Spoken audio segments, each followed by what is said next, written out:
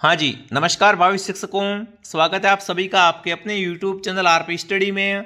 तो जो भी विद्यार्थी रीट पात्रता परीक्षा की तैयारी कर रहे हैं दोस्तों, रीट पात्रता परीक्षा की तैयारी करने वाले सभी विद्यार्थियों के लिए ये क्लास दोस्तों बड़ी इंपॉर्टेंट है। क्लास को आपको ध्यान से कंप्लीट पूरा देखना है। आज हम दोस्तों रीट पात्रता के लिए ईवीएस देखने वाले हैं। आपको पता है ईवीएस में जो क्वेश्चन आते हैं बहुत ईजी आते हैं, बस उसमें आपको पता होना चाहिए कि प्रश्न ईवीएस में बनते हैं कहाँ से। बिल्कुल आपको फिक्स टॉपिक बताने वाला हूँ और मैं आपको ऐसे प्रश्न बताऊंगा जो ईवीएस में आपको 100% मिलेंगे। तो चलिए विद्यार्थियों, क्लास का शुभारंभ करते हैं। सभी को नमस्कार, सभी को राम राम दोस्तों। अभी आपके पास में बहुत कम समय बचा हुआ है ना। अगर कम समय में अगर आप अच्छी बुकें पढ़ते हो, अच्छा मैटर पढ़ते हो, तो आपका नंबर आ जाएगा। बस कम समय में आप क्या करें, इस कचरे को मत पढ़ना। बिल्कुल जो कचरा है उसको साइड में कर दो, जहाँ से प्रश्न बनता है मोस्ट है वही आपको पढ़ना है। तो चलिए विद्यार्थियों, क्लास का शुभारंभ करते हैं दोस्तों। क्लास का पहला ही क्वेश्चन आपके सामने पूछा है कि पर्यावरण का मुख्य घटक कौन सा नहीं है। इनमें से बताना है ना कि कौन सा पर्यावरण का मुख्य घटक नहीं है। जैविक घटक, अजैविक घटक, सामाजिक घटक या रासायनिक घटक। तो आपको पता है दोस्तों, पर्यावरण का मुख्य घटक होता है वो अजैविक होता है, जैविक होता है, सामाजिक होता है। पर रासायनिक घटक है वो क्या है दोस्तों, पर्यावरण का मुख्य घटक नहीं होता है। तो जो भी ऑप्शन डी कमेंट कर रहा है, डी ऑप्शन आपका सही रहेगा। अगला प्रश्न दोस्तों आपके सामने क्या पूछा है, परिस्थिति तंत्र में के घटक कितने प्रकार के होते हैं। अब देखो, बहुत अच्छा प्रश्न दोस्तों आपसे पूछा है कि पारिस्थितिकी तंत्र होता है ना, इसके घटक होते हैं वो कितने प्रकार के होते हैं, 1, 2, 3 या 4। तो आपने पढ़ा होगा दोस्तों जैविक और अजैविक, जैविक और अजैविक, ये क्या है दोस्तों, पारिस्थितिकी तंत्र के घटक होते हैं। तो बिल्कुल ऑप्शन बी आपका सही है कि गुरुजी पारिस्थितिकी तंत्र के घटक होते हैं वो कौन से होते हैं, अजैविक और जैविक। ये आपको पता होना चाहिए। अगला प्रश्न दोस्तों आपसे पूछा है वायुमंडल की वह परत है ना जिसमें जीवन संभव है। इनमें से बताना है वायुमंडल की कौन सी परत में जीवन संभव है दोस्तों, समताप मंडल, सोप मंडल, मध्य मंडल या आयन मंडल। तो आपको पता अपन किस दोस्तों में रहते हैं ना, अपन किस परत में रहते हैं जिसमें क्या है जीवन संभव है दोस्तों, तो वो है आपका सोप मंडल। जी हाँ दोस्तों, वायुमंडल की परतें, यहाँ से प्रश्न पक्का बनेगा तो थोड़ा आप यहाँ पर ध्यान देना। वायुमंडल की परत कौन सी जिसमें अपन जीवन संभव है, वो है आपकी सोप मंडल। अगला सवाल दोस्तों आपके सामने क्या पूछा है देखते हैं, वृक्षों के बिना पृथ्वी सूनी है, इसका तात्पर्य क्या है। देखो बिल्कुल एक कहावत है यहाँ जो भी आप कह सकते हो कि वृक्षों के बिना क्या है, पृथ्वी सूनी है दोस्तों। इसका तात्पर्य क्या होता है, पेड़ पौधों का संरक्षण जरूरी है, वृक्षों का कटाव करना चाहिए, वृक्ष लगाने का कोई लाभ नहीं है, या वृक्ष की समस्या कारण है। तो आपको पता है वृक्ष से तो क्या होता है, जीवन संभव है दोस्तों। अगर पेड़ पौधे नहीं होंगे तो अपन श्वसन क्रिया वगैरह सब रुक जाएगा, काम तो है ना, सारा काम ठप हो जाएगा दोस्तों। तो बिल्कुल वृक्ष ही क्या है, बिल्कुल वृक्ष के बिना पृथ्वी सोनी है। इसका तात्पर्य है कि पेड़ों का संरक्षण बहुत जरूरी है, पेड़ों को काटना नहीं है, क्या करना है, पेड़ों का संरक्षण करना है दोस्तों, उसको बचाना है। अगला प्रश्न दोस्तों पूछा, निम्नलिखित में से कौन सा एक स्थलीय पारिस्थितिकी तंत्र है। लो बताओ, स्थलीय का पूछ लिया आपसे, बहुत अच्छा प्रश्न आपसे पूछा है दोस्तों। निम्नलिखित में से कौन सा एक स्थलीय पारिस्थितिकी तंत्र है ना। स्थलीय का अगर आपसे पूछे ना स्थलीय पारिस्थितिकी तंत्र कौन सा है, तो वन क्या है दोस्तों आपके, बिल्कुल एक स्थलीय पारिस्थितिकी तंत्र होते हैं, ये आपको ध्यान में रखना है। अगला प्रश्न दोस्तों आपसे क्या पूछा देखते हैं, निम्न में से कौन सा एक उष्णकटिबंधीय वर्षा वन का उदाहरण है। इन चारों में से बताओ दोस्तों कि कौन सा एक उष्णकटिबंधीय वर्षा वन का उदाहरण है। सुंदरवन, थार मरुस्थल, साइबेरियन टुंडा या सहारा मरुस्थल।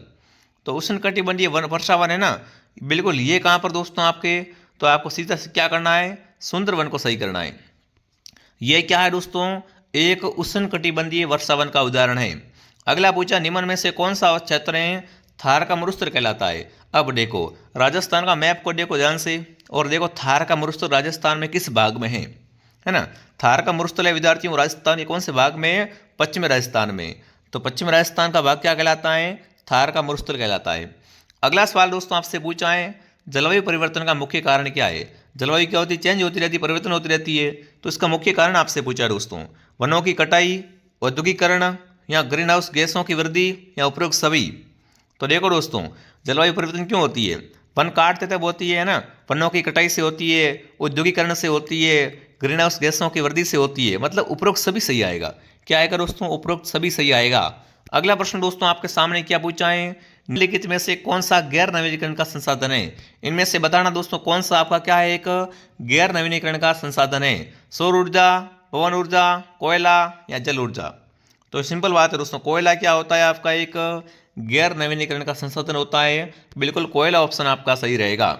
ठीक है। अगला सवाल दोस्तों आपके सामने, बाघ किस प्रकार का जीव है? बाघ जो होता है ना, बाघ, ये किस प्रकार का जीव होता है वो आपको बताना है। देखिए, शाकाहारी, सर्वाहारी, मांसाहारी या परजीवी। तो आपको पता है बाघ क्या होता है? मांसाहारी होता है ना। बाघ कैसा जीव है दोस्तों? आपका मांसाहारी जीव होता है। अगला प्रश्न दोस्तों पूछा, निम्नलिखित में से कौन सा मृदा अपरदन का कारण नहीं है? मृदा अपरदन होती है ना, वो किस कारण नहीं होती है? वनों की कटाई से, बिल्कुल आपको पता है। वनों की कटाई से क्या होगी? मृदा अपरदन होगी, सीधी बात है दोस्तों। अत्यधिक चराई करेंगे तभी हो जाएगा। वृक्षारोपण है ना, इससे दोस्तों क्या है, बिल्कुल वृक्षारोपण से कभी भी क्या है, मृदा अपरदन नहीं होता है। मृदा अपरदन को रोकता है ये। आपसे क्या पूछा है कि निम्नलिखित में से कौन सा मृदा अपरदन का कारण नहीं है? तो यहाँ पर आएगा वृक्षारोपण। क्या आएगा दोस्तों? वृक्षारोपण आ जाएगा। देखिए, पीने योग्य जल को क्या कहते हैं? खारा जल, मीठा जल, समुद्री जल या गंदा जल? बताओ भाई। पीने योग्य जल उसे अपन मीठा जल कहते हैं। क्या बोलते हैं? बिल्कुल मीठो पानी कहवा। बी ऑप्शन आपको सही है। अगला सवाल दोस्तों आपके सामने पूछा है, जल के अत्यधिक दोहन से कौन सी समस्या उत्पन्न हो सकती है? अगर अपन जल का अत्यधिक दोहन करेंगे ना, तो कौन सी समस्या अपने सामने आ सकती है दोस्तों? सूखा, बाढ़, ज्वार भाटा या भूकंप? तो देखो भाई, पानी का दोहन हो रहा है ना, तो सूखा ही पड़ेगा, बाढ़ कहाँ से आएगी? क्या होगा? सूखा, कमी आ जाएगी पानी की दोस्तों। अगला आपसे पूछा है दोस्तों, वृक्षारोपण से कौन सा लाभ नहीं होता है? वृक्षारोपण से कौन सा लाभ हमको नहीं होता है? जल स्तर में वृद्धि दोस्तों, वायु की शुद्धता, मृदा अपरदन में वृद्धि या जैव विविधता का संरक्षण?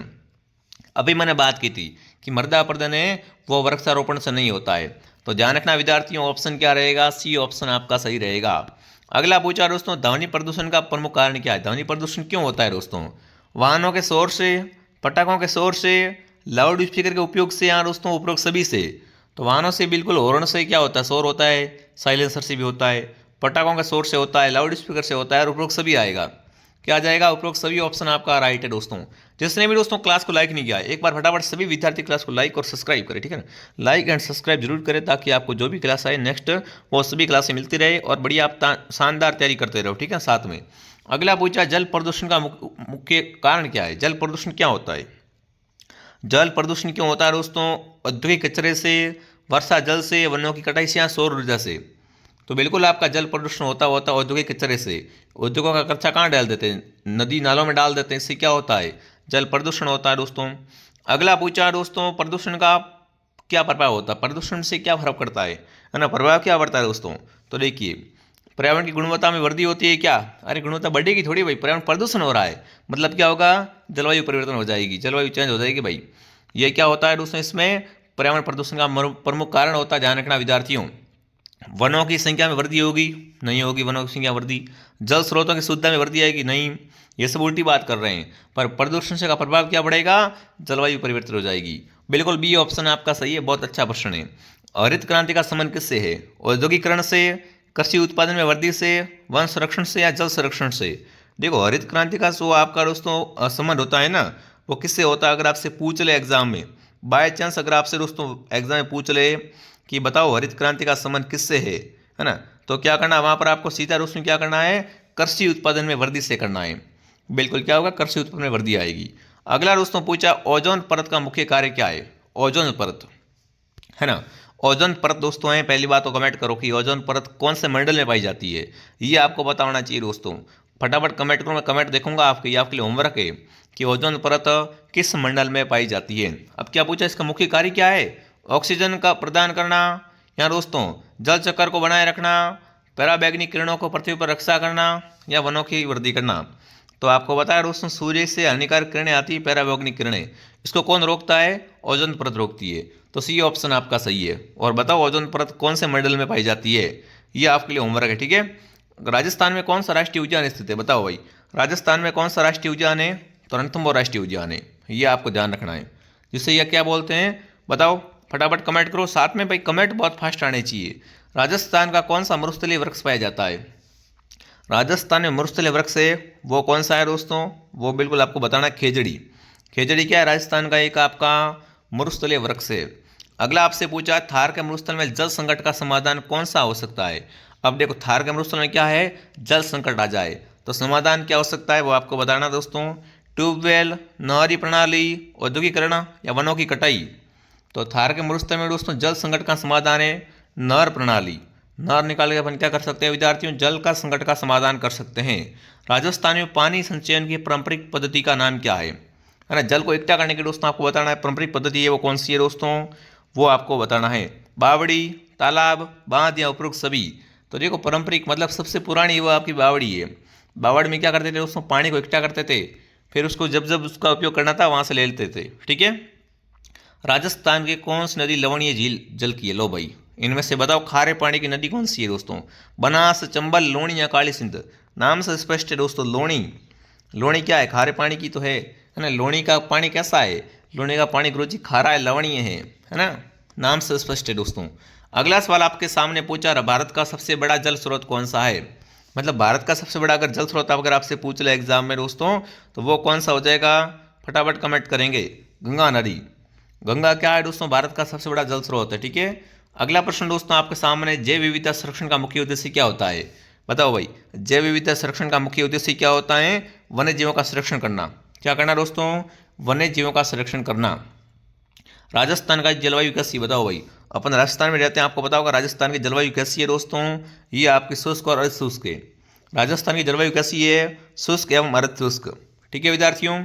अगला पूछा, पृथ्वी दिवस कब मनाते हैं। पृथ्वी दिवस है, जल दिवस है, ये तो बहुत पूछते हैं एग्जाम में दोस्तों। बिल्कुल फटाफट कमेंट करेंगे। पृथ्वी दिवस मनाया जाता है 5 जून, 22 अप्रैल, 16 सितंबर या 2 अक्टूबर को। पृथ्वी दिवस मनाते हैं दोस्तों 22 अप्रैल को। ठीक है ना। पृथ्वी दिवस को मनाते हैं 22 अप्रैल को पृथ्वी दिवस मनाते हैं। अगला प्रश्न दोस्तों आपके सामने, भारत में वनों की सुरक्षा के लिए कौन सा कानून लागू किया गया है। लो बताओ भाई, भारत में वनों की सुरक्षा के लिए कौन सा कानून दोस्तों लागू किया गया है, वो कानून है आपका वन्य जीव संरक्षण अधिनियम 1972। ये किसके लिए दोस्तों है, वनों की सुरक्षा के लिए। तो ऑप्शन ए आपका सही है।